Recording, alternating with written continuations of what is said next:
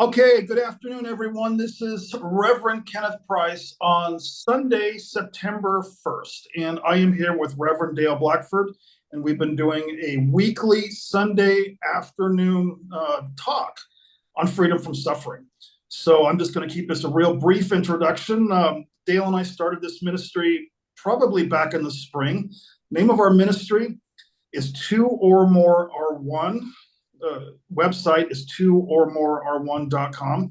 And Reverend Dale Blackford has been a unity minister for decades and decades. And I've been a minister since January with Living Church Ministries, but we're both very much on the same page. Dale's got just a reservoir of wisdom to share.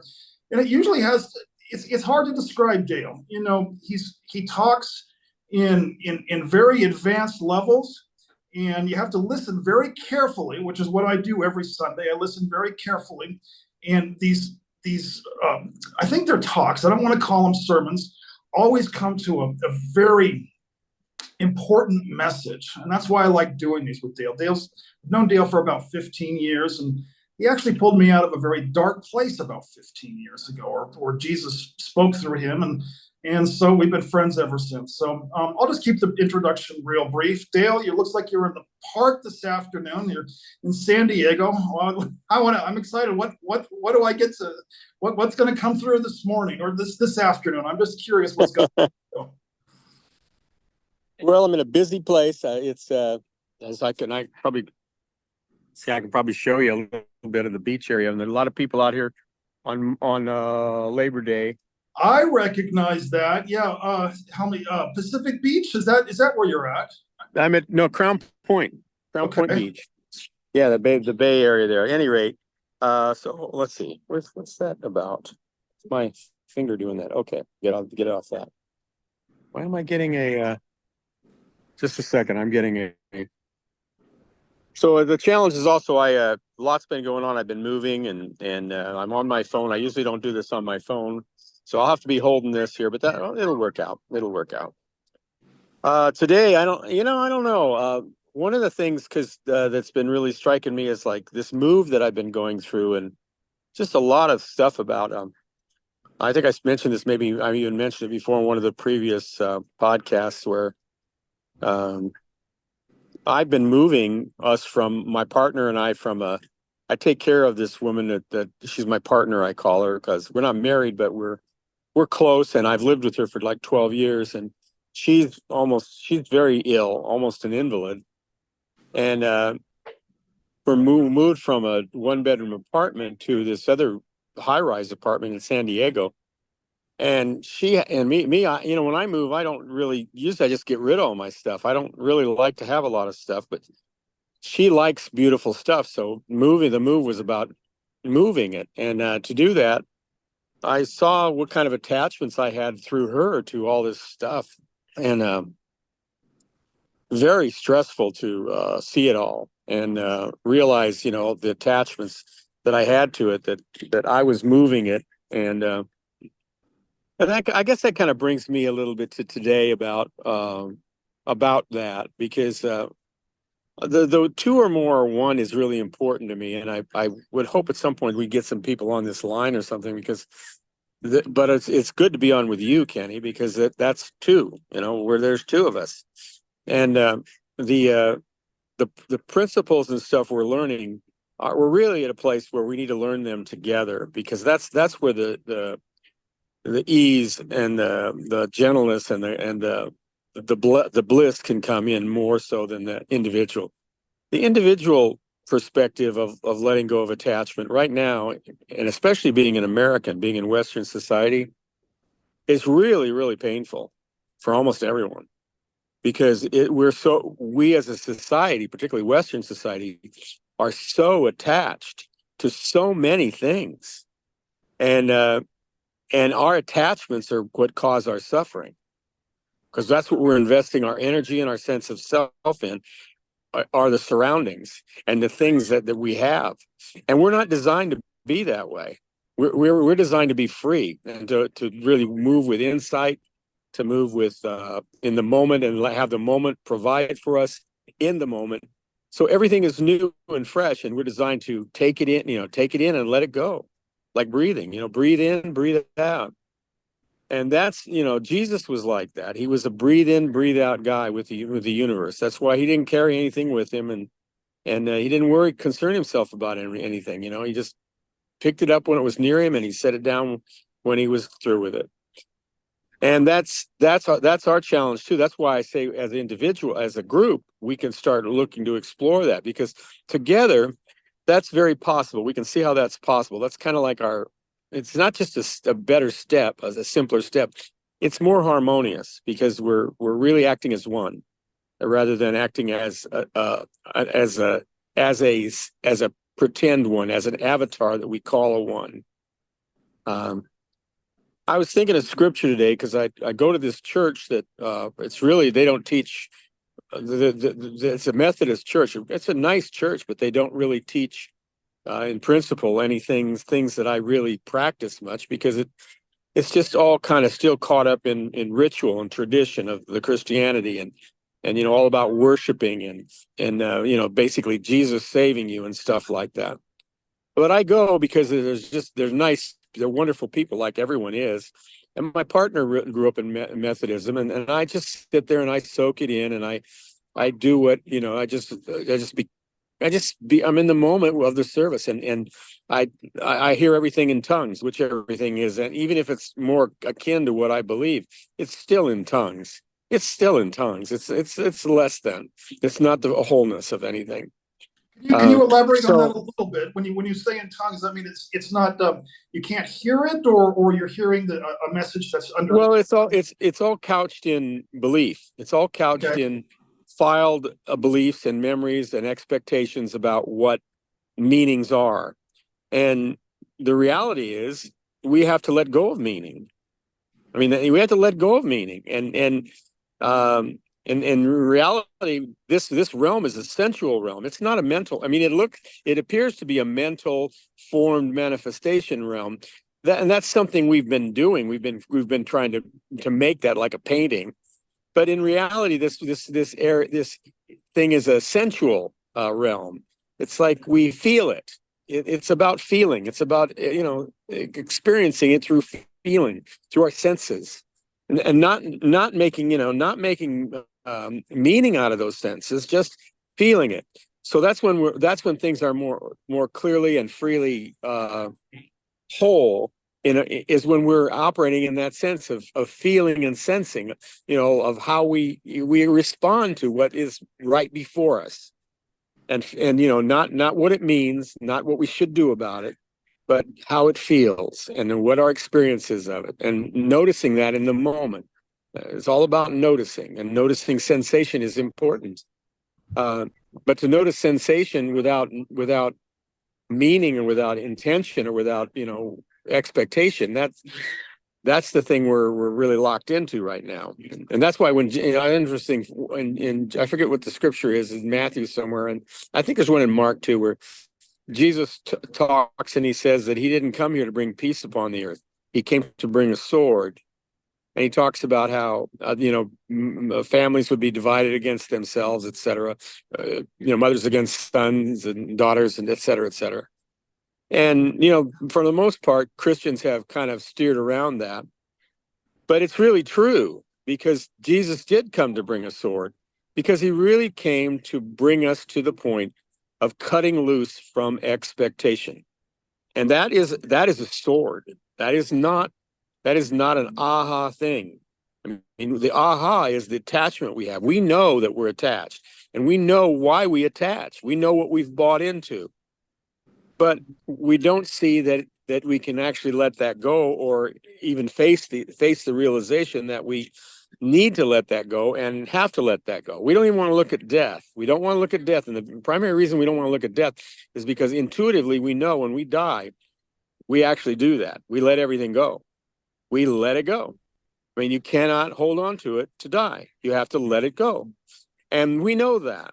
And that's probably the biggest thing about the fear of death, is the facing the realization of letting go, of having to actually consciously confront letting go. And People do it in a number of ways. I remember when my father died, and I thought he was.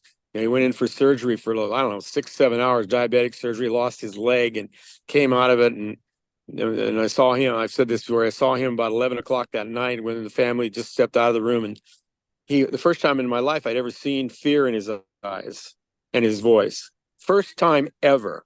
I'd never seen fear in him. And he said, Dale, he said, and he was shaking. He said, I didn't realize it could be so hard. And I thought it was this surgery and stuff like that he was coming through that night. But he died 6 hours later at 5 a.m. from a heart failure, arrhythmia, heart failure. And I realized some time after that what he was telling me was not that he was saying the surgery and death was hard, or the experience of losing his leg and things like that. What he was saying was letting go of everything. He didn't realize it could be so hard, because the more we're attached to, the more overwhelming that experience faces us. It's all the same experience. I'm certain when we die, for most all people, unless you've done a lot of work with it and you've gotten clearer on that, it's about overwhelmed. You get overwhelmed. You're overwhelmed with the reality that you can't hold on to anything. And that's Kubler-Ross is what? The stages of death and dying, which actually for living too, but what is the first one is The I first can't one remember. is denial. It's denial. Okay, it's denial. Then there's anger. Then there's bargaining, trying to fix, trade off with God about it. And then the fourth step is depression. It's depression. And the fifth step is acceptance. That's the passing through. But the fourth step of depression, is when everything else fails, which is denial, anger, bargaining, and all the goal setting, everything we do with our minds to avoid experiencing the reality of life, and the reality of what the cost of our attaching to things that aren't real, and creating that kind of a world that we've set up, that a funny farm to live in that everybody agrees is real, and there's rules all about it and stuff like that, how the funny farm or the amusement park works. And we think it's real, and we think that our sense of self is real in it. We know it isn't, but as long as we're in it, again, that's why I don't want to go to death, because we know when we go to death, our sense of self is going to leave too. I mean, we can't hold on to that either. We know we're making this all up. We know it. We know we're holding this together. We can feel it in our gut. We can feel the pressure from it constantly. That's the hostile world that Einstein was talking about.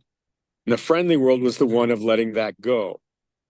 And it can be released. And I think in group consciousness, it can be released even more so, because we do it together as one, which is a big step up the ladder. We're stepping into oneness, beyond isolation, where oneness doesn't exist. It's mine to do.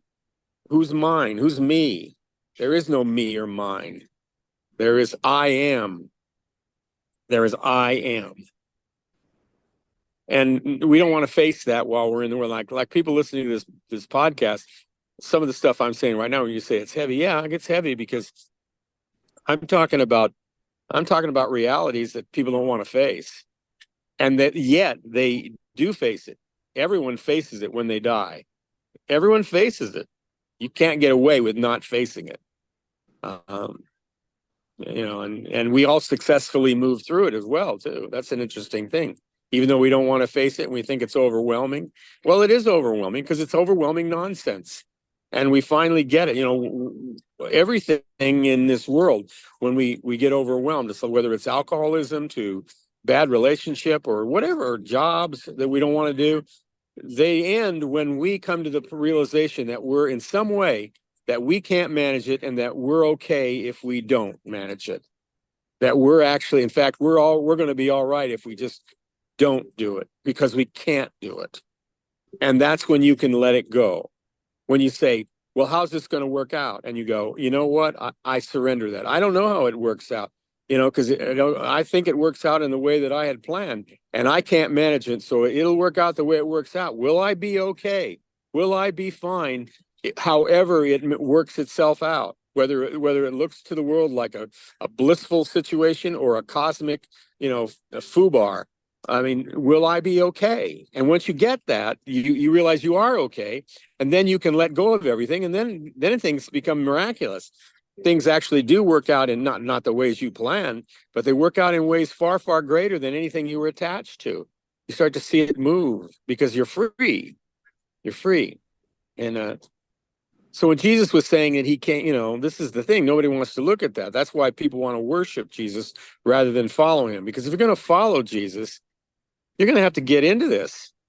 I mean, Jesus didn't, it's a really, really interesting and self-serving concept that Jesus was crucified and died for our sins, like he did some magnificent thing to save us from ourselves. First of all, it's a big cop-out because we're saying we don't want to do it. We want somebody with a magic wand to take it away. It does not work that way. We made it. We're the ones that let it go. And that's all it is. It's not like we have to unmake it. All we have to do is let it go. But we do have to let it go. And Jesus can't do that for us. He can bring the sword that cuts through the lies, cuts through the denial, cuts through the anger, cuts through the bargaining, and takes us into depression finally, which is as close to as real as we have been in this life. I mean, if you're not depressed, you're not alive. I'm sorry, but you're not. You're not very much alive if you're not depressed. Because if you cannot see the oneness that everyone is involved in and the pain and suffering that is caused by the expectations of what we're all trying to do that can't be done, and we're hanging on it together, supporting ourselves in that delusion, that is depression. Depression is when you start to see that, even on an individual level. That's why when I meet with people, like I met with you, Kenny, and I saw you were depressed, and I'd gone through this too, and I still go through it, but not anymore. Not the way I used to go through it. I mean, I was in depression all my life, but all depression is realization and fear that you aren't going to be able to achieve your expectations, that you won't be able to live your life the way you were living it, and you think you want to live it. That's where depression comes from. It's that collapse of that lie, but we're not seeing it as a lie. We're seeing it as normal behavior. Like that's like all the drugs companies that pitch anti-depression drugs, and they all have the same freaking slogan, and that is keep moving forward. They all have the same slogan. Keep moving forward. Why would you keep moving forward? Because you dare not sit in the moment. You dare not sit in the moment because you will realize what is actually there. So keep moving on forward. Keep moving into the delusion. Keep moving into the lies. Keep moving into the business. Keep Dale, can you moving move into the nonsense. camera up? Perfect. Just keep the camera up there. Keep going. Okay, keep moving into that. And that's why when you go into depression, I mean, if you look at it clinically, look at what happens. It's like, and this is the madness. This is the hostility. I mean, what's it like to be in denial and have to hold that denial? You have to hold it. You can't just, denial isn't a special place you go into. It's a place you manifest denial. You refuse to, you block your sight. You block it as best you can. I mean, you cannot block it. It's again like the analogy of holding a beach ball underwater. You think you can make that beach ball disappear by holding it underwater. Well, yeah, you can. It doesn't seem to be there but sometime you weaken, you lose it, you slip. And when you just slip, guess what? It just pops right up because only thing that's keeping it down is your intention to keep it so. That's the only thing that keeps it down. And you eventually wear out. That's why when you die, it all comes up. That's why my dad said, I never realized it could be so hard, because all his attempts and all his success at keeping everything down was failing. And he was being overwhelmed by that loss. All of it was coming up. All of it was coming out. And this was the stuff he was sure was bad for him because he kept it hidden all his life. Was your dad What was he, a religious man? Can you tell me a little bit more about him? Not really, no, not that I know of. He was very close to the vest. He didn't really talk about his feelings. And like I said, he was a gentleman and he could be kind. I mean, he wasn't a well, oppressive man. There was only one time in my life that he was, and I think it scared the shit out of him because he confronted the three of us when we were young kids, and I think his wife was going through postpartum or something with three boys, and I think she had told him that if he didn't get, we were being boys, and if we didn't calm the, if she didn't, if he didn't calm the boys down and get them to stop fighting and stuff like that, that she was going to leave. And I think it scared him. And he called us into a room. And when I was like, I think I was like about 7, my brothers were like probably 4 and 2 or 3. It was about that age. And we're sitting in the kitchen and he comes in this is a man I only saw angry twice in my life. Only twice. Once was this one I'm describing when he was blown raging. And the second was just, later on when I was an adult and he said something to me when he was angry with my mother after a phone call. And he said, "Oh, that woman." And I said, "Oh my God, Dad's angry again." And that's the only time I ever saw him. And I'm not an unperceptive person. I watch people because of what happened to me with my dad the first time. I spent my whole life scouting people out till, trying to protect myself from their ambushes.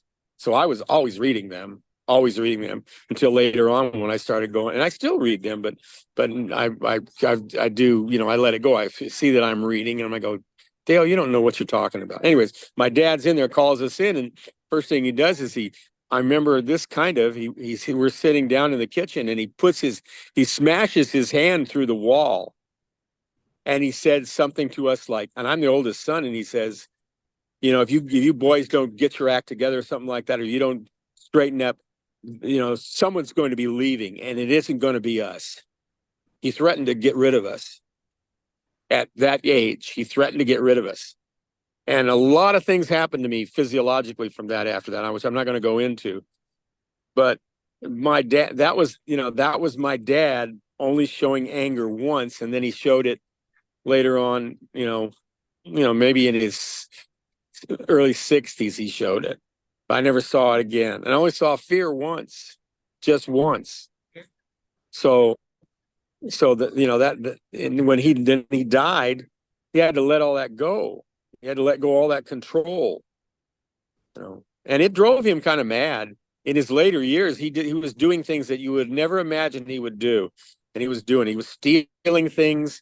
He was inappropriately taking advantage of I mean, he was just doing crazy shit, stuff that was meaningless. He was doing, walking into a grocery store and he would open a package of cookies while he was walking around and steal one and eat it, and do stuff like that. Or he dumped his trash one time into the fire department trash department. He had trash removal and they caught him, and it's like, this is a man who would never have done stuff like that. He did not see that as who he was, yet he was cracking up at the edges even at that point because of holding all that in. Can you go back to something you've touched on something and I can't get it out of my mind. You mentioned Elizabeth Kubler-Ross, the 5 stages of grief, and we all think, oh, that's about death and dying. But I'm under what I'm hearing, and I've heard this from you for years, and I'd love to hear more about it. I think that has to do more with our own ego than it does the actual body itself. When we start, like you're talking about your father, when our ego begins to lose its grip, it will for everyone, and if you postpone it, it's going to wait to the very end, but every ego has to lose its grip.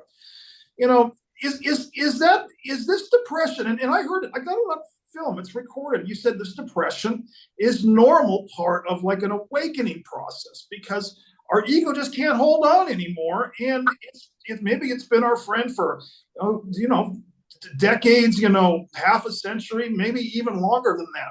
But this depression that a lot of us are in, instead of it being a problem to be fixed, it's actually the dissolving of this false sense of self for all of us, including myself. Right. Yeah, that's what it is, and even the ego. to me, the ego and the self are synonymous. There's no difference. The ego and self, it's like how you see yourself. And there's certain levels of yourself that are unconscious, and certain ones that are more, you're more kind of on the surface aware. The ego tends to be the one we speak of as it's more unconscious, where it guards it's that part that guards the dark secrets of the self. But also, you've said the ego and the self, but then you also say the I am. So I'm going to make a delineation. We've got the I am and the self. Right. Is that correct? Okay. Yeah, which is it's basically like noticing. I am is seeing from within and without, seeing from that point of awareness, seeing from that point of observation, where you can actually, like right now I'm talking and I'm seeing from that. I'm seeing myself as I talk. When I speak, like I see my ego being used and my sense of self being like channeled to speak, and I watch it as well. I'm watching it because I'm watching as it comes out, and I'm watching how it expresses, and that's the I am. The I am notices everything. It's just that sense of noticing everything. It's omnipresence. You start to notice everything because you're one with, it's all you. It's all part of you. But of course, the sense of self is this little encapsulated package of Mr. Fix-It, and relative reaction to experience, perception, and it's that's the ego, the self, and that world is hostile, very hostile. We have to you have to survive in it. Of course, it's because you've made up the world, and then you have to make up your sense of self that survives it in the way you think that it needs to be survived. I mean, there's actually nothing to survive in it. But I mean, then that happens. Of course, you always see that when collapse occurs, then when like the alcoholic collapses, and then it's a big problem. Being an alcoholic and practicing alcoholism, it's a big problem until it gets to the point where you can't do it anymore, where it collapses, and then it's not a problem anymore. If it really collapses, there's no problem. That's Eckhart Tolle, saying I can't stand to live with myself anymore, and collapse. Realizing that there must be two of him, the one that he can't stand to live with, and who he is, and of course that fried his sense of self, and he melted into a puddle, and then when he came to it from that, through that, he's had this deeper connection with I am, which was an interesting phenomenon that occurred to him that way. At any rate, anyway, back to the sense of all of that, the sense of depression, for instance, I kind of was on that point. The sense of depression is in the Kubler-Ross thing. You struggle and you fight through denial, and you try to overcome denial. You try to overcome anger. You try to overcome bargaining. All that. You're trying to work with all that to kind of get yourself back together, and then when you can't do that, that's when you go into depression, and which is really interesting, because the flip side of depression, there's two ways back to depression, and that is go back to the first three again, or you surrender and you accept, and that's bliss. Depression is the doorway to bliss. It's the clear, open doorway to bliss, and it's also the place that scares the shit out of us so much that we try to go back the other way. When I was doing community building with Scott Peck's group on Foundation for Community Encouragement, and we would have groups of 50 people that would meet from all over the world, and within a 2 to 3 day workshop of just basically speaking when you're moved to speak, don't speak when you're not moved to speak, and you had to figure out what that was. No facilitation except for a couple facilitators who would kind of talk about, after a 3-hour session, they'd kind of talk about the dynamics they saw in the group. That's all they would talk about. And those groups, what I found out, because I went through them a number of times, they would go through something like Kubler-Ross too. Well, Peck called it community building. And this is how it played out. Every time the group started meeting, like 50 people, there would be what he called it pseudo community. And pseudo community was like everybody tried to be good hosts and hosting. You try to get along with each other. You negotiate. You hold your breath when somebody gets a little crazy, and you try to correct. You do all sorts of shit like that, manipulation, etc. You don't say it's manipulation. You say, especially if a whole group of people are saying we want to come together for community, they come together and say, oh, well, we want to build community here. But the first phase is pseudo community. After pseudo community, that wears out after a number of hours. And somebody says something, and somebody finally cracks in the group because the group is one. And some voice in the group cracks and says something like, I'm so tired of this shit. They're not being good hosts or hosts anymore. And when when pseudo community starts to fail, it goes into what they call chaos.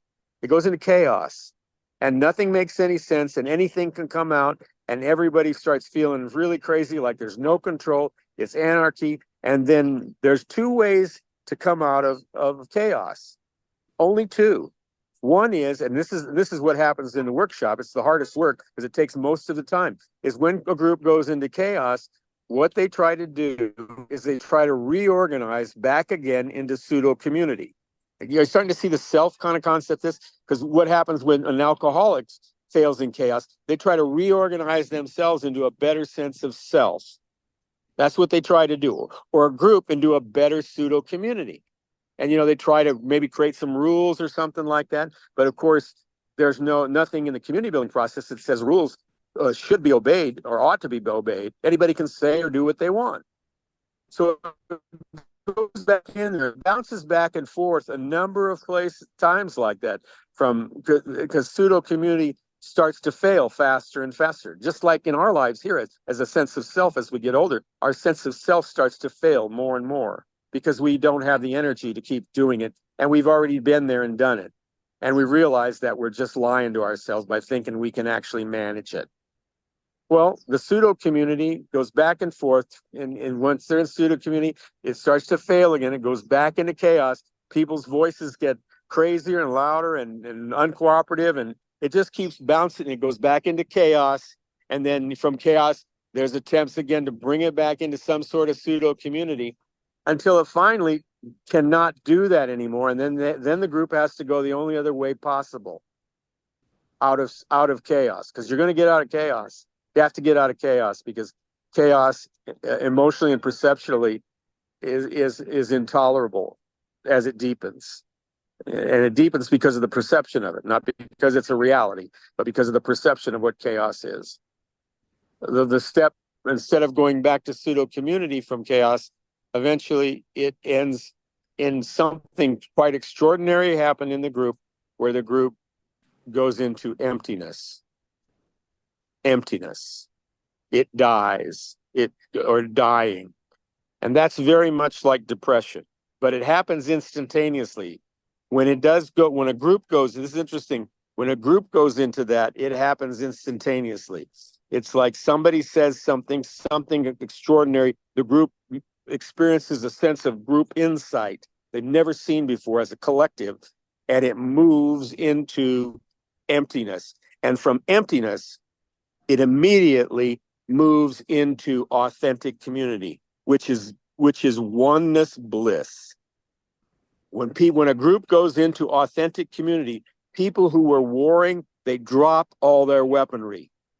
Even when they have it in their hands, it's like they realize, they go, I don't want weaponry anymore. I could have this. I want this. I want to be in love. I want to be in love with myself and my brother being in love with me. This is what I want. People throw away, they drop their weaponry because they realize they have no use for it.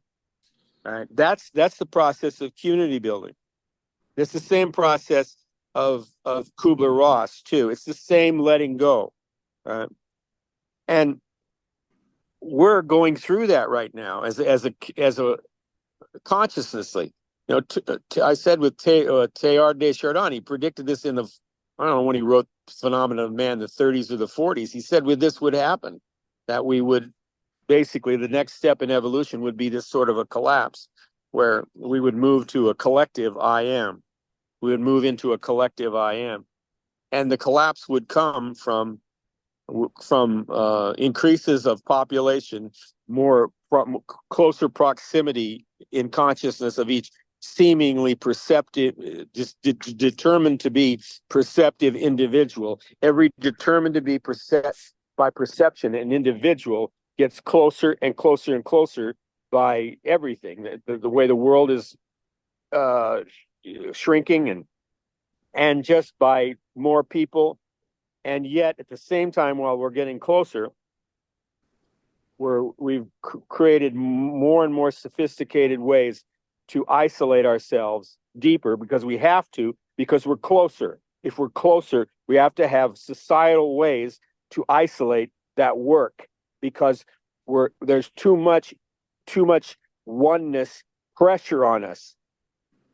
Thus, at this point, the digital industry, and how we can immerse ourselves in what we think is the what do you call it? AI. What's AI again? AI is, what's the name of that of AI? What's artificial intelligence? Yeah. So instead of what we're trying to create in artificial intelligence, which is secondary artificial intelligence, by the way, primary science artificial intelligence is the artificial intelligence we've grown up with and our parents grew up with, and all from the beginning, from Adam. That's artificial intelligence. But now we're trying to create artificial intelligence, and to create what we think, because we know the moment, we know the power of the moment, and everything, time, space ends, karma ends, everything ends in the moment. All right. So we know that intuitively, but of course we're so ego invested in it, though, that we're going to try and create an artificial virtual moment. And you can't do it. You can't create that in time space, because time space, no matter how small, always exists and exerts that pressure, through that, because that's what it is. You're working in time space. Well, we're trying to create that. But Teilhard said at some point that would cause a collapse, would cause a tremendous pressure of that, would cause a collapse into a collective I am, not a collective we are, a collective I am, that we would as one breathe I am through the only I am there is, what Jesus called the only begotten Son, which is the one I am, of not a Christian I am, not a religious I am, the one breath of presence I am. And that's who we are collectively as, we're manifesting as individual stuff. I don't, that's interesting, but that one I am, he said that would be the physical end of the planet. That would be the end of this existence, by the way. That would end. It would, we would move out like a focal point. We would focus to the point and focus outward into what else, whatever I can't say next, because that's still space time. I don't know what that means. It's almost prophetic what you're describing, and I'm listening very carefully, because you do this all the time. You have to listen very carefully. Well, this time it was much more obvious that you connected the community building with the 5 Stages of Grief by Elizabeth Kubler-Ross. And as you're talking about this, Dale, I'm almost getting a visual of, it's hard to describe the vision that I'm getting, but there's a picture in my brain of almost like something new being born out of all this. And maybe that's what's happening in this picture behind me. If I go like this, you see, well, I don't know if you can see it. There's chains, and they turn into doves that are flying off. That's why your show is called Freedom from Suffering. But so we go through this gestation period and this cocoon phase, which has been your message, the whole time I've known you. But then this happens.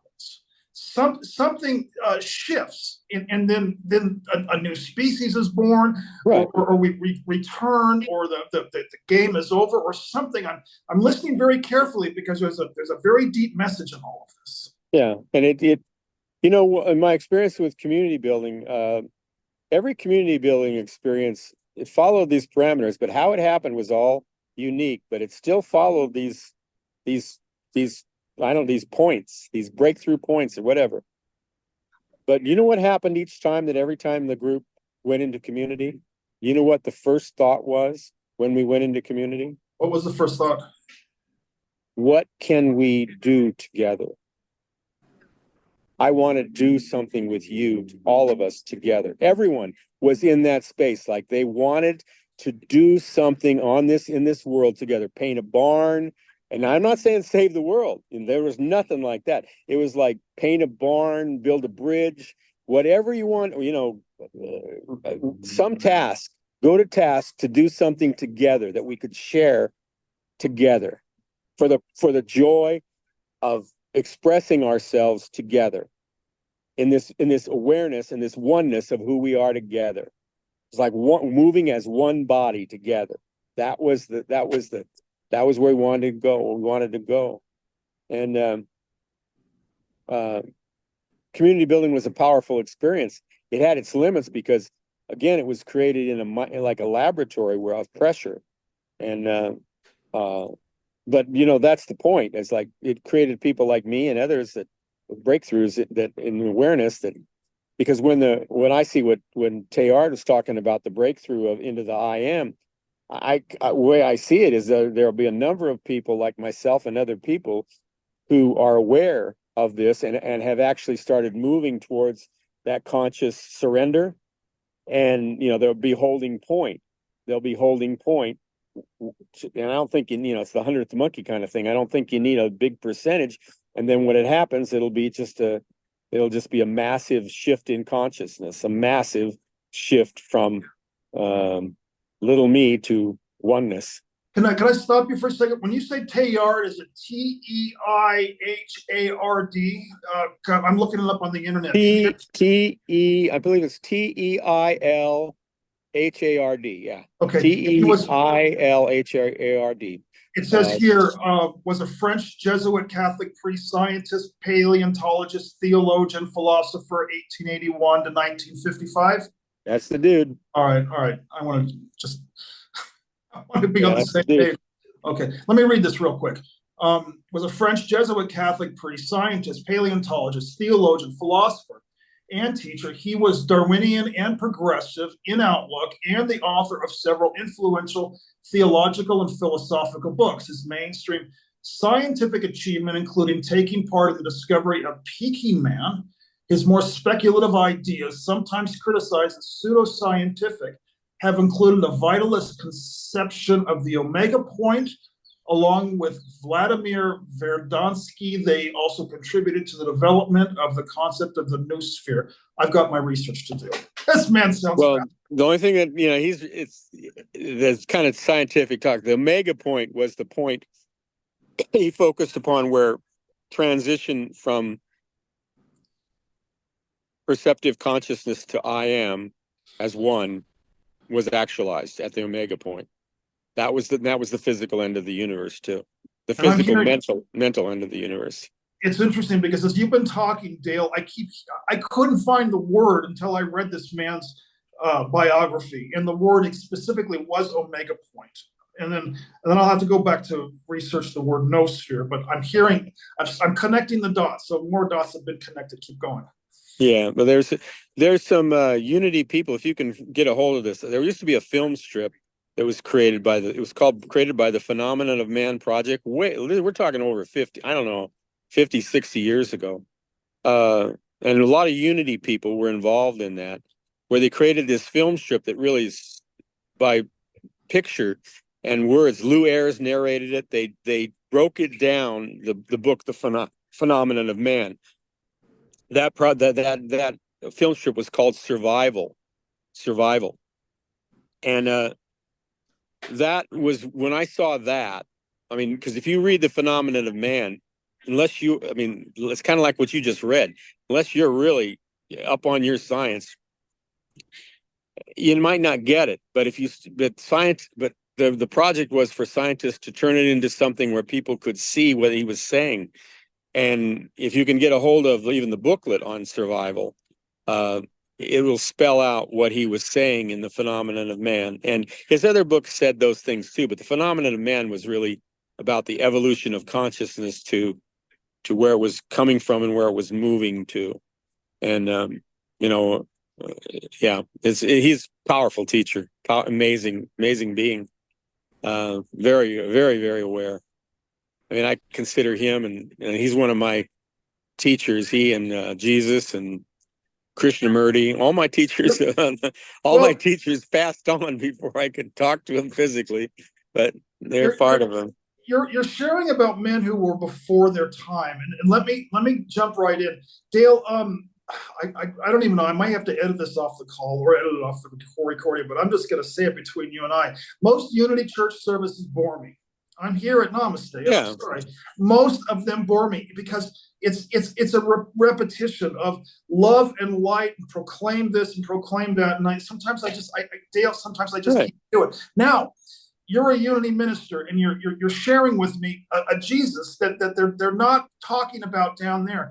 You're sharing with me a Jesus that I can relate to, a man that brought a sword and explains why so much of the time I'm not going to complain and I'm not going to go down there and tell everyone down there what I'm feeling, because what I do, I've tried it before and everyone tries to give me a metaphysical remedy, but I have a lot of existential suffering in my life. I always have, and you're speaking on it. You're giving me parameter, and I understand now, because a lot of what I'm going through is an existential transition to an omega point. And when I hear you talk, it's sort of like a breath of fresh air, because now I Yeah, know that it's simply going to be the way of it for a lot of us. And I don't have an answer why some people can just jump up and down and say, unicorns, rainbows, and it's never worked for me. That's fine. If it works for a lot of people, I don't want to rain on their parade, but it's never worked for me.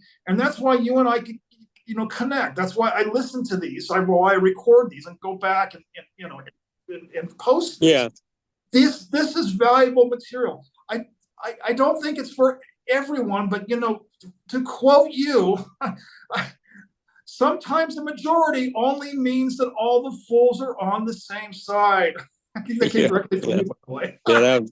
That's not mine, but I use it. I I use know it a you. lot. Yeah. And well, and it's like, I mean, it's why probably I'm not doing ministry anymore, because all through my ministry I had like 5 ministries, and I saw a progression, and started out slow, but then it got to the point where it was happening faster and faster, where the first year or so or less that I was in a ministry, people were just absolutely thrilled. They thought Jesus had walked into the room, and I'd channel my talks, and I would tell them truths that they had not heard, that they knew, but no one was speaking to them. And I would tell them these things, and they would go, "Wow!" And in fact, the first church I was at, it just grew dynamically from that. I mean, it quadrupled in physical plant size and service. Was the fastest growing church in the Unity movement at the time. It was documented that way. And then within 6 months after that, or something like that, they chased me out of town with torches and stuff. And I started finding that would happen. That I didn't realize. I was trying to figure out what was going on, and then now I see what was happening. This was that. I mean, I've seen it before, but I know now. It's like I'm not a pastor. I'm a lightning rod, and I would bring people to the awareness of what the realities and of the bliss of reality. But then after a certain amount of time, people would start to see that I was carrying swords, and I would bring the swords out, because the swords have to be used, because you can't just sit there and go love, love, light, light, light. I mean, and unity for the most part is still about building a better person, a better self, a better, well, they call it I don't know, like something that houses the Christ. I don't know what to call it anymore. But I realized that from doing that, I had to let that go, that I could not help people hold on to that. They needed to, they would be guided to let that go and to cut that away. And then when I would get into that cutting, that's when people, some people who were really on board with what I was doing would be like, yes, let's go. But the majority would probably be going like, no, I don't want you as my minister anymore. Don't want you here. Stop. Don't talk like this. And I'd be like, well, I don't know what to tell you other than this is the path that I'm seeing, so I can only share what the truth is that comes to me as it comes to me. And that doesn't mean I made a conscious decision not to be a unity minister anymore. But at that point, the possibilities and opportunities for doing that dissolved. There was like no juice, no vision, nothing like that. If I could just jump in, So, I don't want to stop you, but I do want to inject the word integrity. You stood on that. Integrity, principles, and you weren't. No, here's what I want to say: you didn't compromise, and even beyond that, you didn't cave. Keep going. well, yeah, and that was no that was no magnificent effort by me. It was impossible. I couldn't. How could I? I mean, I'd been bringing it up. It's like I'd sit there. I go, I've been channeling, and I've been seeing what God's showing me, and I'm going to keep showing it. And if then you say, well, that's now we want you to tone it down or something like that, and they didn't even know it. The people who fought me on that, they went crazy. They didn't know how to fight me on it. I remember the first church, I had board members, and I mean, it was horrible. Board meetings where people would come after me and they would accuse me of doing things to them before I was born. I mean, and they would be seriously saying these things.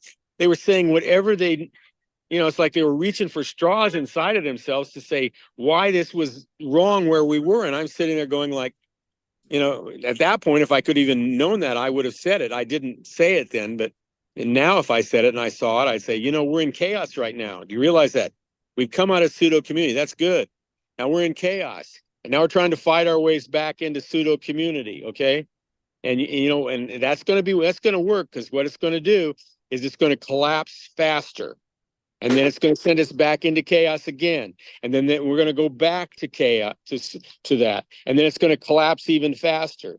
And, you can imagine me teaching people that, going like, what the hell are you talking about? You're going to keep taking us back from this into chaos to go back to something that will collapse on us, and then back into chaos we want to get out. What the hell is that? And I'm going, yeah, I know. And then eventually, I can't tell you. I could tell you eventually we will let go and we will go into emptiness. But even if I told you that right now, you would start building a case to make that happen, or practice, or avoid it or something like that, which again won't stop it, but it will just create more pain and suffering. That's all it will do, which will work. That's part of, pseudo community and chaos, is pain and suffering. That's part of how an alcoholic becomes free, is the pain and suffering of what they're doing. They practice, and then they react, and they try to let go, and then they find they can't let go, and then they go back into it. They try to let go, and over until they finally just hit rock bottom, and they say, I can't manage this. And it's like if God was a person, God would be saying, I know you were never made to manage this. You were never made. I mean, you were made evidently to make this up, but part of this is for you to see that this is not yours. This is nothing. This is absolutely nothing. And you're letting it go is just letting it go. There's no meaning for it, for the past or anything. There is a freedom, though, because once you come through this, like for instance, me, when I went in the dark night of the soul through depression, why I'm good with people with depression, because I was depressed all my life. As a young kid, especially after that thing with my father, I just was like, I was living in depression all the time. It'd pop up and deepen. And then I went through the dark night of the soul, where I went deep into depression, where deeper than, suicidal depression, 2 years deep, deep, deep into it, only to find that there was nothing there. I found that not by looking for it, but by just getting pushed into it so deep that I finally, when I give up, I can't see anything. And then I saw light. I saw that all the depression was light, because I was no longer judging it from the old standards and attachments of what I thought it was. I just saw that it was light, and I could feel it as light. And then I came out of it just like instantly, out of that illusion. And now I can feel depressed. I don't call it depression though anymore. I don't know what I'd call it. I call it good work, I guess, where I'm struggling with something that I know I'm attached to, but I'm not fighting to clarify or to intensify or fix or strengthen that attachment. I'm asking questions. I'm going, what is this? What is it that I'm holding on to? What is it that I think in my mind still thinks that this was something good for me to hold on to. What do I think I'll get from this? What am I getting from it? Wow. And to the point where I can see the truth that allows me to let it go. So depression now, when I meet with people who are depressed, if they're serious about depression, like coming out of depression, I mean, I've told you this, you know this. One of the first things we get to is a question where I'd eventually, pretty soon, I'd ask them a question outside the box that they need to ask. And that question is, could this depression be the best thing that ever happened to you? Is it possible? Oh, no. No, I know that story. I know the story how it's the worst thing possible that could happen to you. I got that. You don't have to tell me that again, okay? And that could be true. That could be true. It could be the worst thing that ever happened to you. Got it. Okay, all right. Now answer this question. How could this be the best thing that ever happened to you? Oh, no. I know that old story. I know that old story about how bad it is and how it's just what it's done to you, and you know, and you want to kill yourself and whatever. I know that. I know that story. You know that story. You don't need to tell me that again. I'll accept that. I'm not going to fight you on that. I'll accept it. But let me ask you this question again. How could this be the best thing that ever happened to you? How could it be the best thing that ever happened to you? And at some point, that person who's really struggled with that can go, well, it could be a movement out of this, couldn't it? Could be a movement out of this whole thing, couldn't it? That could be true.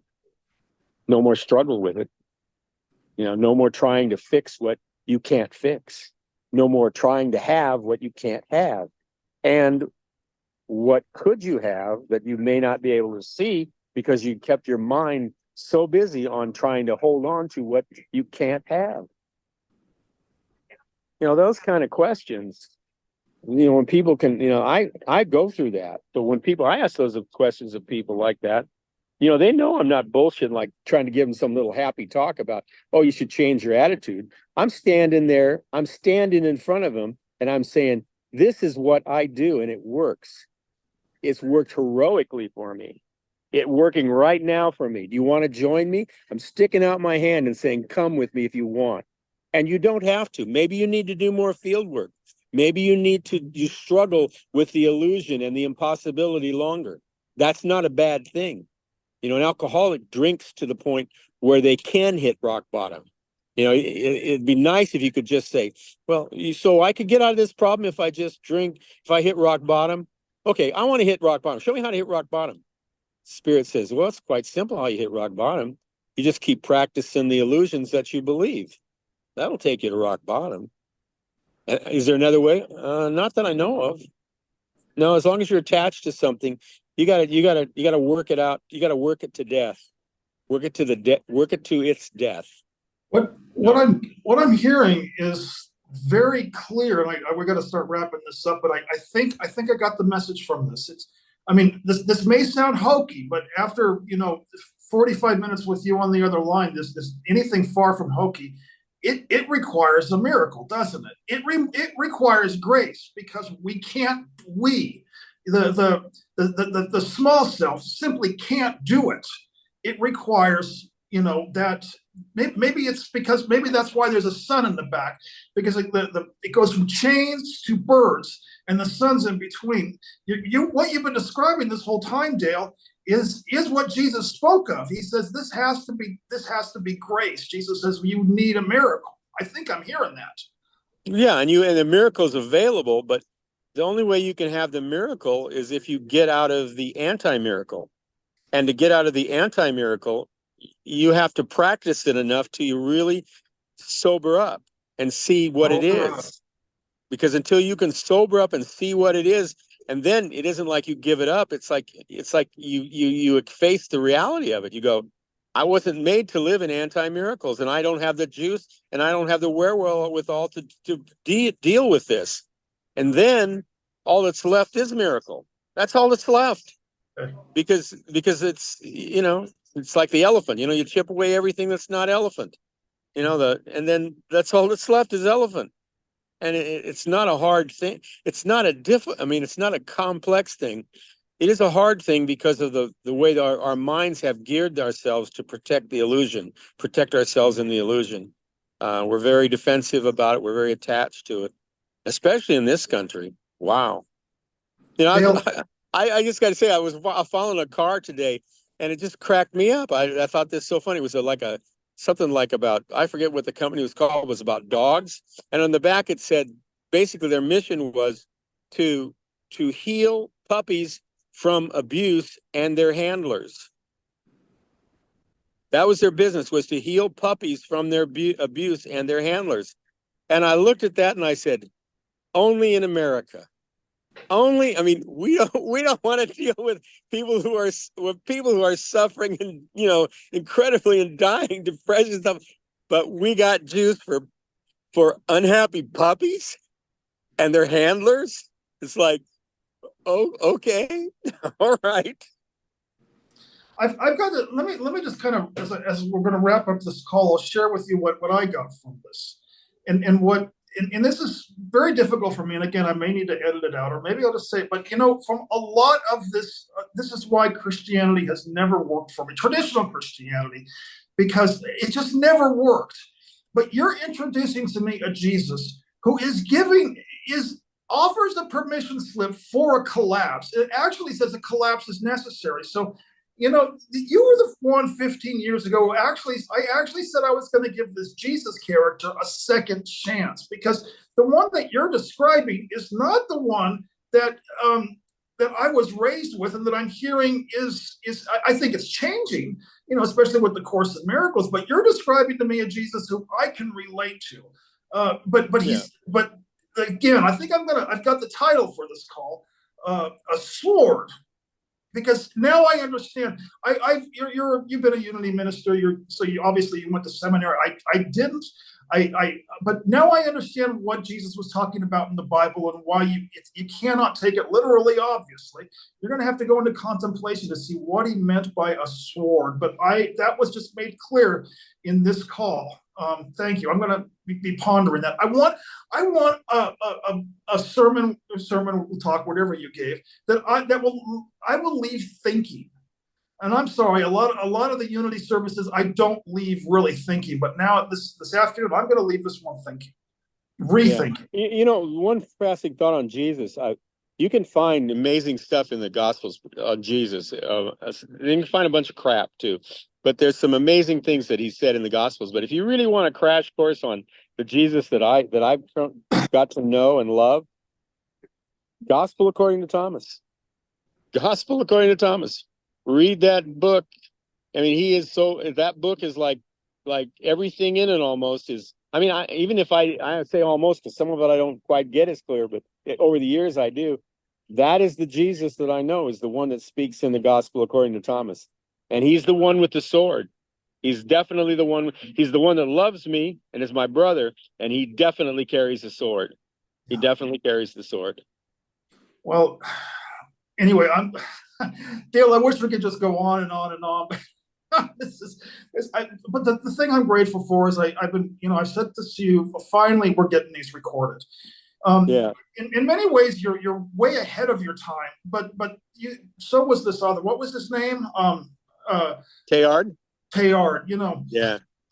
So the reason I want to get this recording is you know, they may not be getting a lot of hits on YouTube now, but that need. Anyway, I've gone on too far. All right. So anything else you kind of feel like wrapping this up for the recording? Anything you No, want? I'm with you though. I'm glad we're doing this. I love you, brother. You are. I'm so grateful to God that God brought us together. That the Spirit brought us together. Well, it's been perfect. And I want to just kind of mention that. You know, when I met you, I mean, I was, you know, I mean, I was so depressed, I was ready to jump off the bridge. But you know, I said, wait a minute. There's no explanation. I mean, it was Carol, obviously. But still, there's no explanation how you arrived right as I was about to take that leap off the bridge. I firmly, you know, it brought me back to the world of miracles. You know, there are miracles in this world that jump in that cannot be explained. And you and I getting together 15 years ago cannot be explained. And I don't want to have an explanation. I want a mystery that I can rely on. And that's the whole talk you've been giving, is there's a mystery here, and we can trust the mystery. In your own words, it's a friendly universe. Yep, we can. My turn to speak. All right, so this has been Kenneth Price, and I've been here for Reverend Kenneth Price, and I've been here with Reverend Dale Blackford for an hour. It's Sunday, September 1st, and I'm not going to edit anything out of this, Dale. I'm just going to post the full 1 hour recording. So Dale and I have a ministry, 2ormorere1.com. If you're watching this on YouTube, please leave your comments below. Our website, is pretty extensive. It's got contacts for Dale. It's got contacts for Kenneth. And I also have my own website. Now, I have another one called ReverendKennethPrice.com. So we're just getting all sorts of internet exposure. And if you watch this on YouTube, check out the other videos. Dale's got other lectures. Okay, and that's it for the YouTube recording. God bless, and may the force be with you.